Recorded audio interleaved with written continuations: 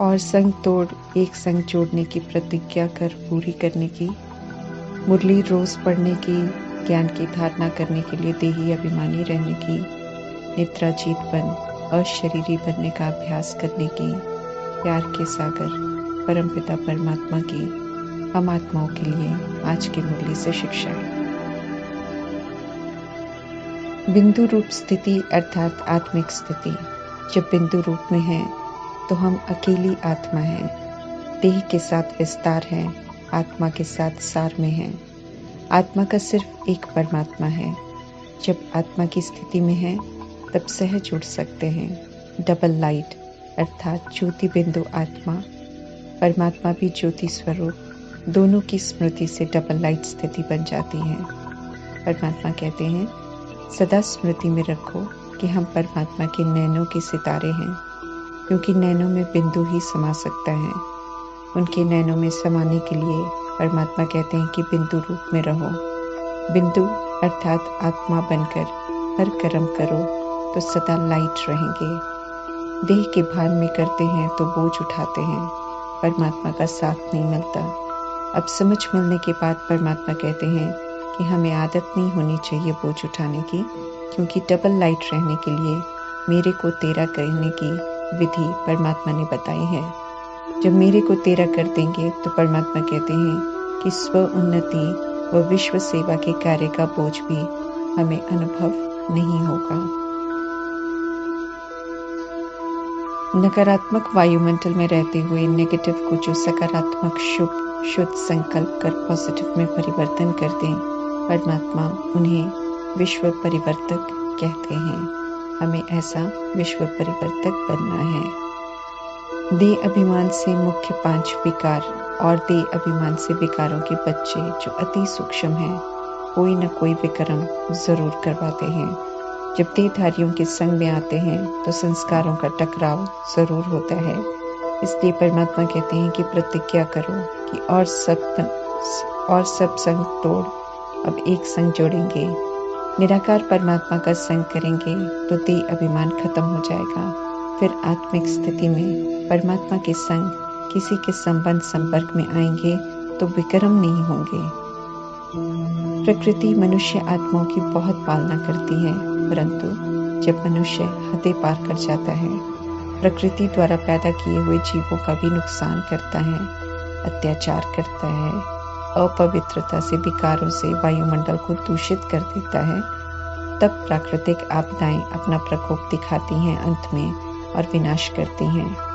प्राकृतिक आपदाएं ही हैं जो देह अभिमान को तोड़ देती हैं, क्योंकि बिल्कुल निहत्था बेबस कर देती हैं। आज मनमानी कर मनुष्य जीवों को मारते हैं, खाते हैं, परंतु अंत में प्रकृति सारे हिसाब लेती है। ये विधि है हिसाब किताब चुकता होने की। गॉड इसमें दखल नहीं देते हैं, इसलिए इसे गॉडली एक्ट नहीं कह सकते हैं। विशाल आपदा के पहले भी प्रकृति सावधान करती है, बाढ़ भूकंप द्वारा। इसे परमात्मा रिहर्सल कहते हैं। ये सब प्राकृतिक खेल है, इसका डायरेक्शन परमात्मा नहीं देते हैं, ये क्लियर कर रहे हैं। परमात्मा की हम आत्माओं के दिल में याद है, बाकी वे किसी के अंदर आकर विराजमान नहीं होते हैं। परमात्मा सर्वव्यापी नहीं बनते हैं। प्रवृत्ति मार्ग विकारों के परे की वृत्ति घर में रहते हुए। त्रिकालदर्शी परमात्मा ड्रामा के सारे राज को जानते हैं, इसलिए बता रहे हैं कि सिख धर्म वास्तव में पवित्र प्रवृत्ति का धर्म है, लेकिन जानते नहीं हैं, इसलिए अब विकारी गृहस्थ बन गया है। कड़ा पवित्रता की प्रतिज्ञा का प्रतीक है। कलयुग के 500 वर्षों में पुनर्जन्म लेकर सिखों में भी कितना बदलाव आ गया है, लेकिन गुरुओं के समय में सात्विकता पवित्रता का बहुत महत्व था। गुरु ग्रंथ साहिब ही ऐसा ग्रंथ है जिनमें निराकार परमपिता परमात्मा की महिमा सबसे ज्यादा है। कलयुग में मनुष्यों की गिरी हुई अवस्था का भी स्पष्टीकरण बहुत अच्छे से किया है गुरु नानक जी ने। विकारों से जन्म विकारी अवस्था का जिक्र है, जिसे मूठ पलीति कहते हैं। अंत काल में परमात्मा की याद नहीं होगी तो बार बार वैश्या की योनि में जन्म लेना होगा। आत्मा परमात्मा अलग रहे बहुकाल, मनुष्य से देवता किए करत न लागी वार। काम क्रोध लोभ मोह अहंकार से हमें बचाना, राज करेगा खालसा। ये कुछ वाक्य हैं जो स्पष्ट करते हैं कि पवित्रता महत्वपूर्ण है और आगे चल पवित्रता ही राज्य करेगी और कोई नहीं रहेगा। परमात्मा अभी पवित्र राज्य स्थापन कर रहे हैं। सचखंड में पवित्रता राज्य करती है। अंत में प्रत्यक्षता होती है हर बात की। इसलिए जिस भी आत्मा में जो रिकॉर्ड हो गया और जितनी गहराई से सत्य बैठ जाता है, उसी प्रमाण आत्माएं अपने समय पर आकर स्पष्ट करते हैं। गुरु नानक जी की आत्मा कलयुग में ड्रामा में प्रवेश करती है, वो भी कलयुग के 600 वर्ष बीतने के बाद। उनकी सतो अवस्था में जो भी उन्हें याद था, उन्होंने गुरु ग्रंथ साहिब में स्पष्ट किया। तब ग्रंथ इतना बड़ा नहीं हुआ करता था। उन्होंने सदैव निराकार परमात्मा को याद करने को कहा, जिसके लिए कहते हैं जप साहेब, और परमात्मा कहते हैं मन मना भव। जप साहेब करेंगे तो सुखों की मणि मिलती है, जिसके लिए परमात्मा कहते हैं मध्या जी भव, अर्थात सुख घनेरे का स्वर्ग का वर्षा मिलता है। सिर्फ सतगुरु निराकार परमपिता परमात्मा ही सबकी सद्गति करते हैं। परमात्मा सदैव निर्भय है, निर्वैर है, अकाल मूर्त है। नफरतों से और डर से निकालकर परमात्मा हम आत्माओं को भी अभी आप समान बना रहे हैं। इस समय आत्माएं चाहे जिस भी रोल में हो, परमात्मा दया क्षमा के सागर है, सभी का उद्धार करते हैं। वे चाहे कोई पत्थर बुद्धि हो अर्थात अहिल्या, गणिकाय अर्थात वैश्या हो, या साधु। कलयुग में जब सब आत्माएं पतित बन जाती हैं, धर्म स्थापक की आत्माएं भी, इसलिए पतित पावन परमात्मा को सृष्टि पर आना पड़ता है। सृष्टि चक्र कैसे फिरता है उसकी समझ अभी परमात्मा से हमें मिलती है। सचखंड की स्थापना करने वाले निराकार परमपिता परमात्मा सचखंड की विशेषताओं को धारण करने के लिए समझाते हैं कि देह का भान तोड़कर अब आत्म अभिमानी बनो, अपने को अशरीरी आत्मा समझो, परमात्मा को याद करो। जब तक देह अभिमान है, हम परमात्म शिक्षाओं को धारण नहीं कर सकेंगे। पाप कर्म किए हुए हैं, बिना सजा खाए एक ही विधि है, योग अग्नि से दग्ध कर सकते हैं। दिन में कर्म में आते हैं, देह अभिमान का वायुमंडल होता है चारों ओर, इसलिए देही अभिमानी बनने का अभ्यास सुबह अमृत वेले कर सकते हैं। नींद को जीतकर प्रजापिता ब्रह्मा, मातेश्वरी और दादियों ने 2 बजे से उठकर आत्मा का पाठ पक्का किया। रोज के स्वमान से मैं कौन के प्रश्न का उत्तर देकर खुद को पक्का कराया। परमात्मा के कर्तव्य को बुद्धि में रखकर उनकी महिमा, उनके साथ हर संबंध का अनुभव कर खुद को पक्का कराया कि मेरा कौन है और मैं कौन, मेरे कौन की समझ से खुद को समझाया कि हमें अब करना क्या है। मनन चिंतन कर, विचार सागर मंथन कर, संगम युग की हर घड़ी को सफल किया और मनुष्य से देवता बनकर ईश्वरीय पढ़ाई में विजयी बने। हम आत्माओं को भी परमात्मा समझाते हैं कि नींद को जीतो और आत्म अभिमानी बनने का अभ्यास करो। शिकायत है परमात्मा को उन बच्चों से जो रोज ईश्वरीय पढ़ाई नहीं पढ़ते हैं, जबकि पढ़ाई कितनी महत्वपूर्ण है। पढ़ाई पढ़ते हुए हमें ये भी ध्यान रखना है कि विकार में बिल्कुल नहीं जाना है। पढ़ाई नहीं पढ़ेंगे तब भी बुरी गति होगी और पवित्र नहीं रहेंगे तब भी दुर्गति होगी। ये परमात्मा स्पष्ट कर रहे हैं। मुरली सिर्फ थियोरी नहीं है कि सृष्टि चक्र को हमने जान लिया, बल्कि परमात्मा समझाते हैं कि मुरली ऐसा खजाना है जिसकी गहराई में जाकर धारणा करनी है और फिर उसका स्वरूप बनना है। ईश्वरीय पढ़ाई के चारों विषय ज्ञान, योग, धारणा, सेवा में 100% मार्क्स लेने की युक्तियां बताई हैं परमात्मा ने, जिसे अमल में लाना है, स्व को परिवर्तन करना है।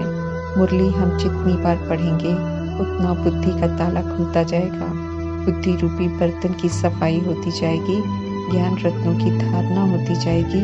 इसलिए हमें मुरली कभी भी मिस नहीं करनी है।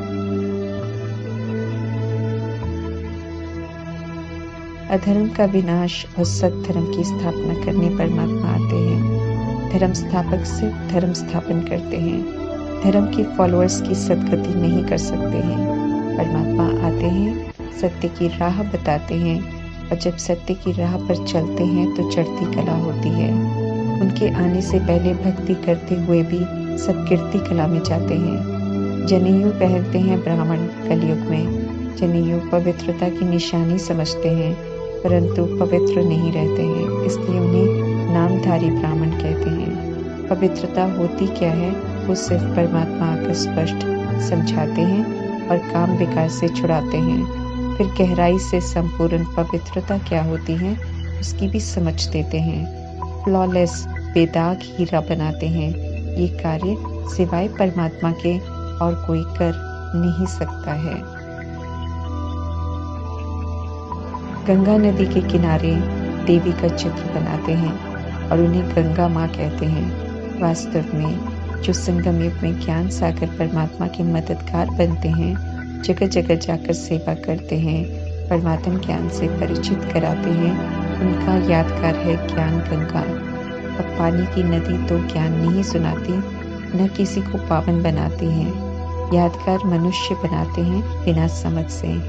आत्मा बनाती है जो उसमें रिकॉर्ड होता है प्रत्यक्षता के समय, लेकिन समझ नहीं होती है, क्योंकि हर जन्म में आत्मा पिछले जन्म की बातों को भूल जाती है। बहुत से यादगार तो देवकुल की आत्माएं ही बनाती हैं, जिनमें यादें गहरी होती हैं परंतु समझ नहीं होती। जैसे ब्रह्मा की आत्मा ने द्वापर युग में शिव का सोमनाथ का मंदिर बनवाया था, दादी जानकी ने दिलवाड़ा टेम्पल बनवाया था। जो आत्माएं पूज्य बनती हैं वे जब पुजारी बनते हैं तो ऐसे यादगार बनाते हैं, परंतु यथार्थ समझ नहीं होती है, क्योंकि पिछला भूल जाते हैं। एक तरफ परमात्मा पूज्य बनाते हैं, दूसरी तरफ हो रही पूजा यादगार और त्योहार का राज भी बताते हैं। पूज्य बन जाते हैं तो पुजारीपन स्वतः ही खत्म हो जाता है।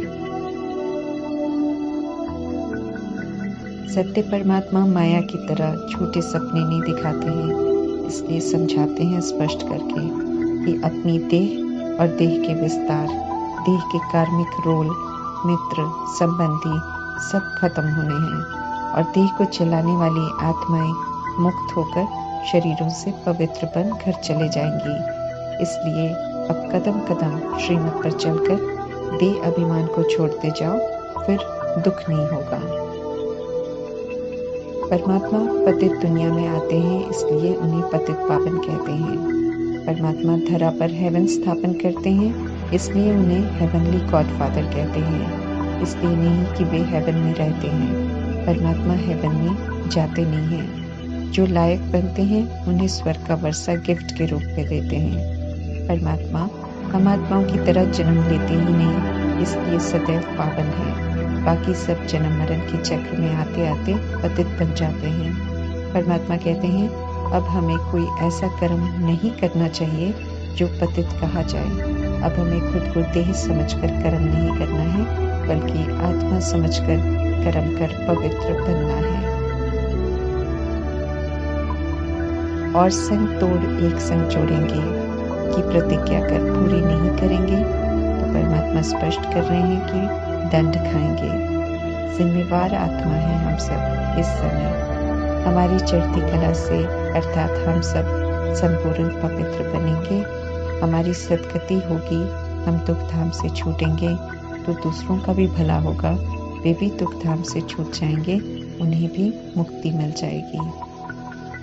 जैसे जैसे प्रजापिता ब्रह्मा देही अभिमानी स्थिति के समीप पहुंचते जा रहे थे, उन्हें बच्चों के नाम भी भूलते जा रहे थे, क्योंकि अब वे परमात्मा की लगन में मगन हो गए थे।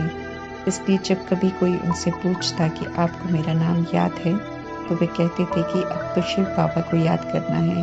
इसलिए कह देते थे खुश रहो, परमात्मा की याद से आबाद रहो, न बिसरो न याद करो। अर्थात परमात्मा कहते हैं ना मैं बच्चों को भूलता हूँ और ना किसी के नाम रूप को सदा याद रखता हूँ। मौत सामने खड़ी है, क्योंकि करने को अभी बहुत कुछ है। नॉलेज से गॉडेस ऑफ वेल्थ बनना है, राजधानी में ऊंच मर्तबा लेना है, ज्ञान को धारण करेंगे तो प्राप्ति होगी। परमात्मा के डायरेक्शन सदा कंस्ट्रक्टिव हैं, विनाशकारी नहीं होते हैं। इसलिए खंड और टापुओं को खलास करने का फरमान परमात्मा कभी नहीं देते हैं। परमात्मा तो कहते हैं कि योग बल से अपनी बुराइयों को, विकारों को खत्म करो। कलयुग का अंत अपने समय पर होता है। अति का अंत होकर फिर सतयुग की आदि होती है। उससे पहले सत्य परमात्मा की शिक्षाओं को धारण करने वाली आत्माओं की प्रत्यक्षता होती है। सत्य परमात्मा का सत्य विश्व की हर आत्मा को मालूम चलता है, परंतु उस समय उनका बनकर कोई पुरुषार्थ नहीं कर सकते हैं, कोई प्रारब्ध प्राप्त नहीं कर सकते हैं। अभी ही समय है मुरली अच्छी रीति पढ़कर उसका आनंद लेने का, उसका स्वरूप बन अपनी प्रारब्ध बनाने का। इसलिए परमात्मा कहते हैं कि कैसे भी करके मुरली रोज सुनो और पढ़ो, एक दिन भी मिस नहीं करो। ओम शांति।